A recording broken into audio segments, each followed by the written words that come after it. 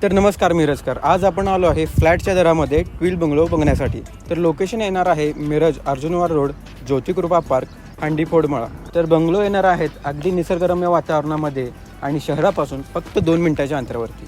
तर बांधकाम हे अंडर कन्स्ट्रक्शन आहे.